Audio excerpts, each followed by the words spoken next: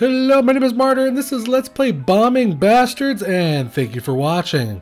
Bombing Bastards is an action game, guys, and if you owned a Sega Genesis or a Super Nintendo, this game is going to be very reminiscent to another game. You probably know what I'm talking about.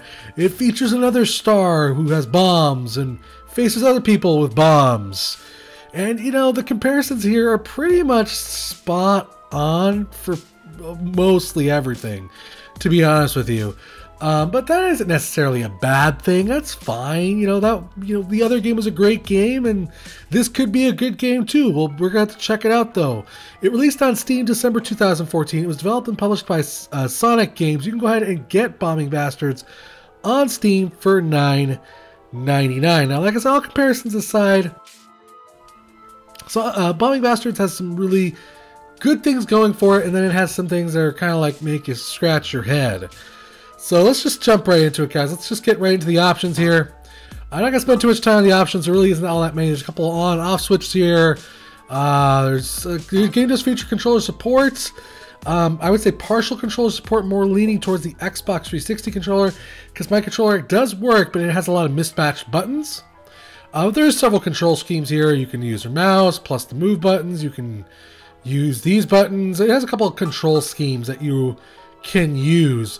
But first player is always going to be relegated to the keyboard, which is kind of something that kind of sucks a little bit.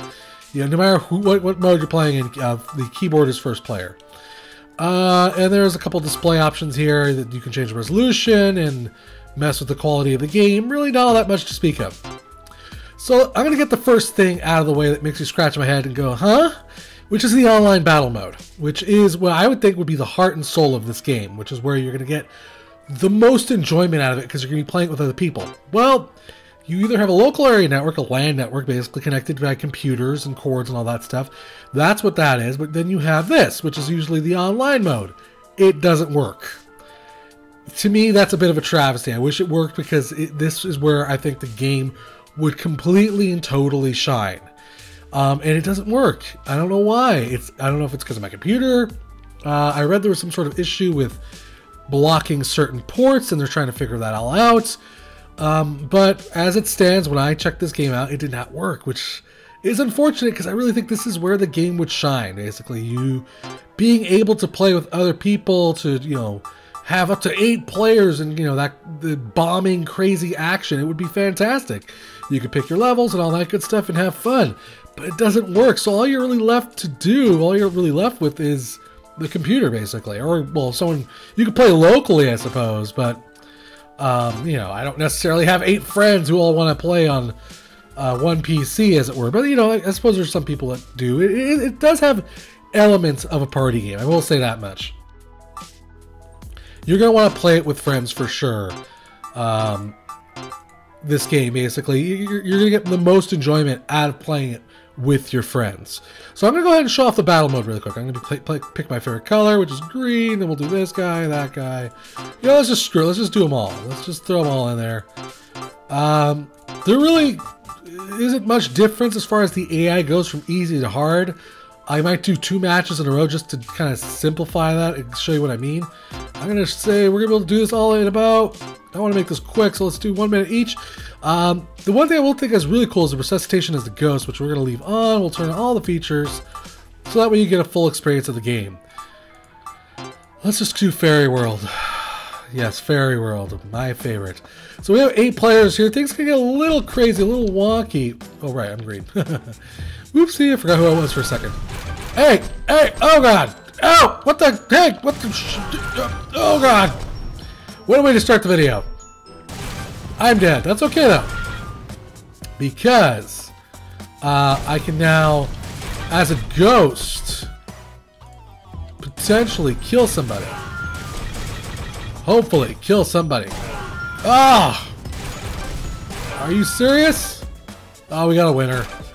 Gosh dang it, he won. So that was easy, and he automatically wins the match, by the way. And that was the first board. Let's go ahead and do that again, so that way let's do a little bit, 2 matches. Because obviously I suck at this game here. I'm not gonna say I'm the best player at Bombing Bastards. I'll say I'm actually kind of I'm not gonna say balls terrible, but I'm not necessarily, you know, yeah, I'm pretty bad. I'm only okay. One thing that's another cool feature about this game is you can actually pick up bombs and toss them at your enemies, which is pretty neat.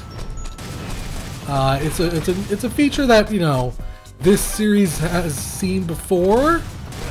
It's not necessarily the world's newest feature. I'm just gonna try to hide here. There's just bombs going off everywhere. And what I wanted to mention is that if you kill... Oh, come on! Are you freaking serious? What crap? What crap?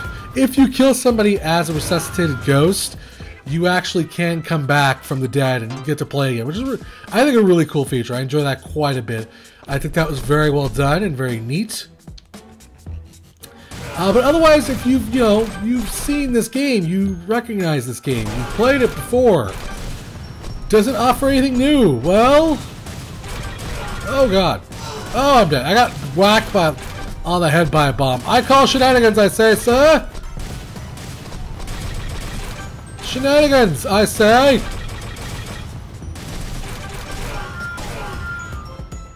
Did I get anybody? Did I get anybody? Did I get anybody? No, totally. Who's gonna win this? What was I saying was, yeah, the game is a lot of reminiscent to another game, guys. It has all the similar elements to it, all the same kind of power-ups, even practically. The boards are different, basically. There's like 5 boards, and each of them kind of offers like a different elemental theme to it. Like ice, you're gonna run into ice boards, and fire, you may run into a fire bomb, or oh, what the man, just getting destroyed here on easy. And I was about to say that sometimes the AI is a little silly, I will say that much. Like, they just do things that don't necessarily make too much sense. They can actually, I've seen them kill themselves multiple times. Like so. Which I guess did happen a lot in the other game of which this game is like, which I don't want to say. It did happen a lot, I guess. Alright, okay, I got full flames. Alright, yeah. Now my flames are maximized. I totally didn't need that. Okay. Let's just try to stay alive here. I don't want to die, please. Oh, you're stupid. Oh, you can walk through bombs, right? There's certain power. What? Oh, the timer got me. Right, when the timer starts running out, of course, it starts closing in on the board. It killed that guy. He had nowhere to go. I think that's the end of it, right? Oh no, it's when he didn't win. So yeah, let's just go ahead and skip to this other boards. You get the basic idea of how it works. It's very reminiscent. There's 5 boards total. You can also play with the options, of course. Jack up the time. Change things all you like. And each board basically offers a little something different. Like this board basically allows you to like slide bombs, and there was arrows on the ground. Plus it had teleporters. This has like I forget what the ice world is. I think it just makes it really hard to see in certain situations. Wind world is windy. You can blow your bombs around. Fire world has like fire spouts, and spark world has like a black hole in the middle.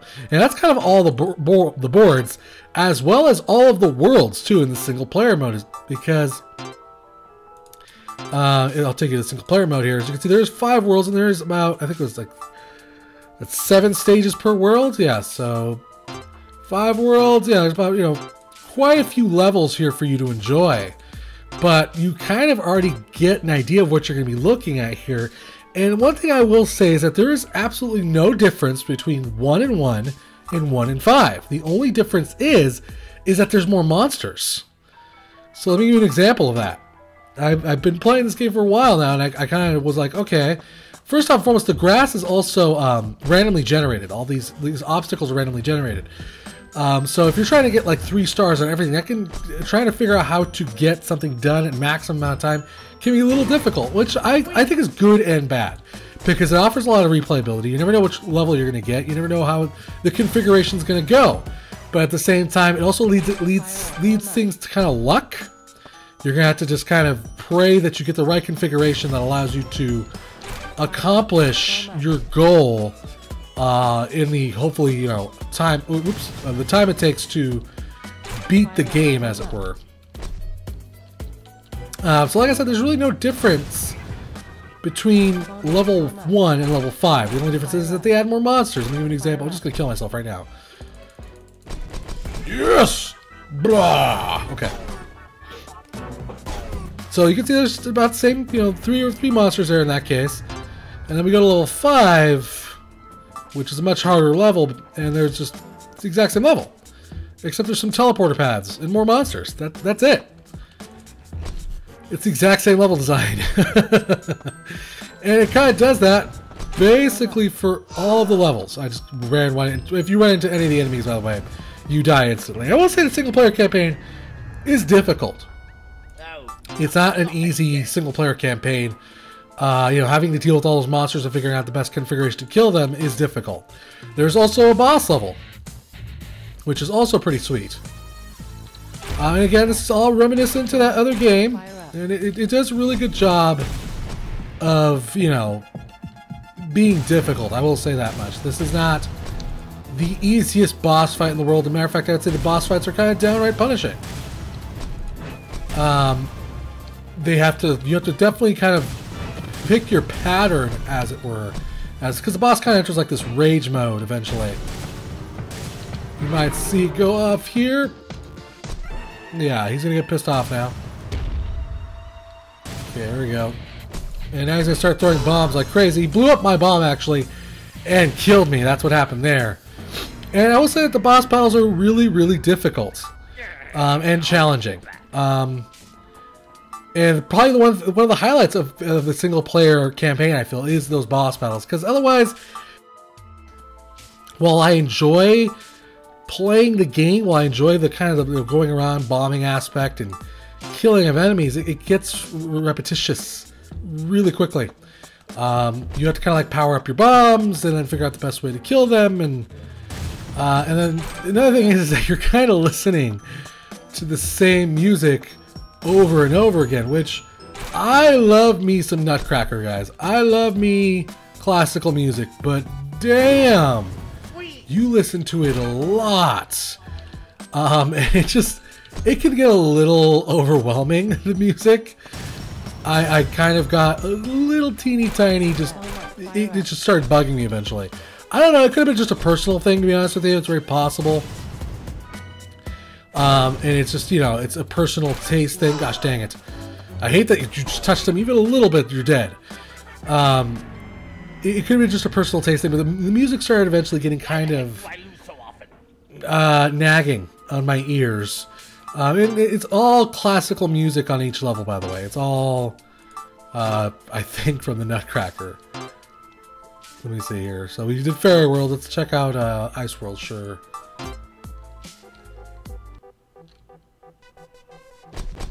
Yeah, so only now from the Nutcracker. But the point is, it's all. I just killed myself. It's all classical music, nonetheless. And you know that's just it's not a big deal. It's fine. It doesn't drive me nuts or anything. It's just. Come on, come on, come on, come on, come on! I want you. Come here. Who won? Oh, okay. Hopefully, I won't die this time. Okay, this time don't kill yourself like an idiot. Oh, this one also has like ice pits too, that's what it is. It has ice pits. She's blowing up? What is this guy doing? Sometimes the AI just does things that I just kind of make me scratch my head. I've more than once seen the AI kind of kill itself. Several times. It just does kind of some wonky stuff that you're like, what? Why would you do that? You know, just a couple things that just make you scratch your head, as it were. I'm still alive. I'm just gonna stay here, and hopefully they'll just kill each other, or we just get caught in an endless loop of murder. I don't really know.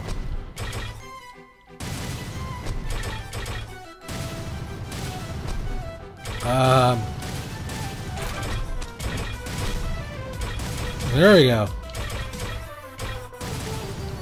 Get out of there. Do something. I'm going to try to help this guy instead of killing him. Oh, I might be dead here. Nope, I lived. Ha ha ha ha ha! I lived to fight another day. And I actually won that round. Huzzah! Finally. So yeah, otherwise the controls are pretty good. They're pretty tight.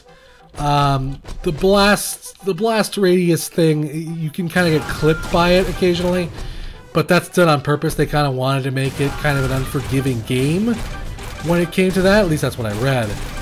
So you got to make sure you're in full cover, or completely just in general away from a bomb explosion when you play this game. There is no, oh, you kind of dodged it. It's you either dodged it or you're dead, basically. There's no middle spot here. You gotta be either out of it or in it. I think they killed my enemy for me, and oh god, oh god, oh god! I'm dead. Totally died. It's okay, everybody died. So we all lost. Ha ha ha ha ha! Or not. Or pink one. Screw you, pink! Damn you, you pink bastard. There is Steam achievements, from what I understand. I think there is Steam achievements. Let me see. I'm pretty sure there's Steam achievements. If there's not, I'll put a little annotation here to let you know otherwise. But yeah, that kind of covers bombing bastards in total, guys. There really isn't much more to say here. I wish the online battle mode worked. That's all I can really underline as the biggest thing. If the online battle mode worked, I feel like you could get hours and hours and hours out of this game. But it doesn't, and it's unfortunate because it's I think what will be the heart and soul of this game. The adventure mode for me, it's entertaining. The boss battles are fun, but otherwise it's just killing monsters in randomly generated boards over and over again. And having to listen to that music. So yeah, it's a fun game. It's definitely worth the price if you enjoyed games of this nature that were kind of like this. Hint, hint. But otherwise, that's kind of it. It's like I said, as far as bugs go, I haven't ran into many bugs at all. I will say the game is very well made. And the game does have replay value depending on how much you enjoy these types of games. If you enjoy the adventure mode or fighting NPCs, it's really up to you guys. So I'm going to wrap this video, guys. Big thanks to the developer for a chance to check out this title. Thank you for watching. Remember to subscribe and share, and I'll keep bringing you awesome indie games, guys. If you really enjoy this, maybe consider hitting up that tip jar. If you're feeling generous of heart, all tips go to improving the channel or future giveaways. Till next time, guys, play more indie games.